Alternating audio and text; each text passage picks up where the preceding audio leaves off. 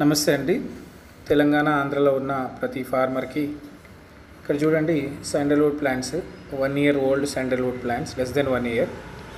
ఈ మయూర్ ప్లాంట్స్ నుంచి తీసిన ఏజ్ విత్తనాలు తీసిన ప్లాంట్స్ ఫార్మర్స్ అడుగుతున్నారు క్వాలిటీ మొక్కలు సజెస్ట్ చేయమని. అయితే ఈ ప్లాంట్స్ అవైలబుల్గా ఉన్నాయి, క్వాలిటీ ప్లాంట్స్. ఎవరైనా కావాలి అనుకున్న వాళ్ళు మీరు నేను ఇచ్చిన నెంబర్కి మీరు కన్సర్న్ కావచ్చు.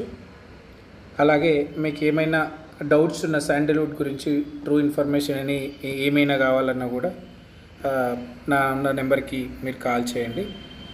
అలాగే ఇక్కడ చూడండి కొన్ని డిసీజ్ గురించి కూడా ఈరోజు మనం కొన్ని నేర్చుకుందాము.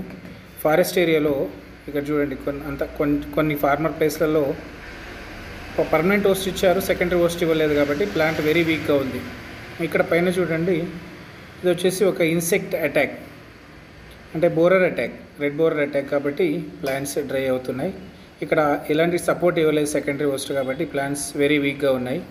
ఇది వచ్చి red borer attack, faecal matter బయటపడింది కాబట్టి చెట్టు అలాగే వదిలేస్తే కింద ఎరిగిపోయే ఛాయిసెస్ ఉంటుంది.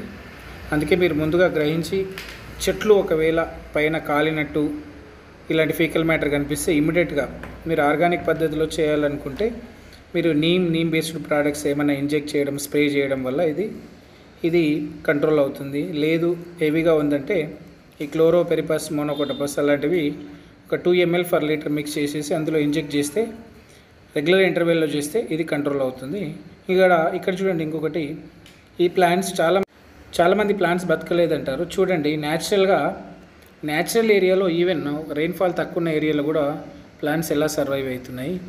ఇక్కడ చూడండి సెకండరీ హోస్ట్ పెడితే ఎంత బాగా గ్రో అవుతుందని చెప్పి బెస్ట్ ఎగ్జాంపుల్. ఈ లాస్ట్ ఉన్నది scale infestation. Further details please subscribe my channel.